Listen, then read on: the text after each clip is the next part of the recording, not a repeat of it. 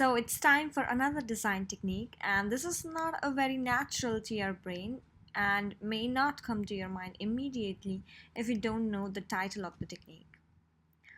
So, as the name suggests, the divide and conquer technique solves the problem by dividing problem into little subproblems and conquering those subproblems by solving them with any approach. So let's try to understand this with a very simple example. Suppose you're given a sorted set of elements and you need to find one particular element in this set.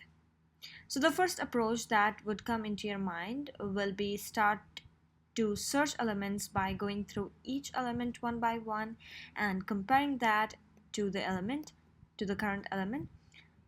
But the worst case complexity of this approach will be ON. Now with divide and conquer, we can do it with better performance.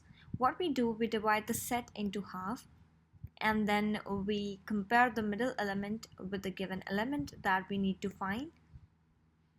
If the given element is greater than the middle element, that means we need to find it in the right subset by again dividing it into the subsets. Similarly, if it is smaller than the middle, we search it in the left subset, and when we get it equal to the middle element, we finally find the position of the element.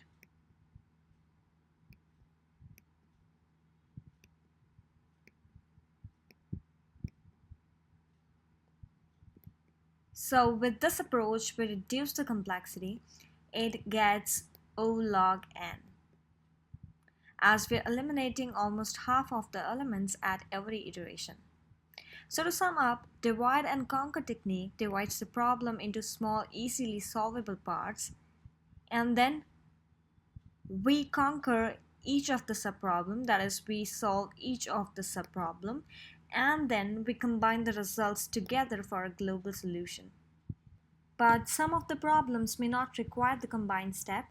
Dividing and conquering may solve the complete problem, but again, that's a problem specific thing. We'll learn more as we'll start solving problems. So time complexity can be improved significantly using this technique. Even if you are working in a multi-threaded or multi-core processing environment, subproblems can be passed on to multiple servers or threads and then results can be combined. MapReduce algorithm is also a special form of divide and conquer that is used heavily in big data environment.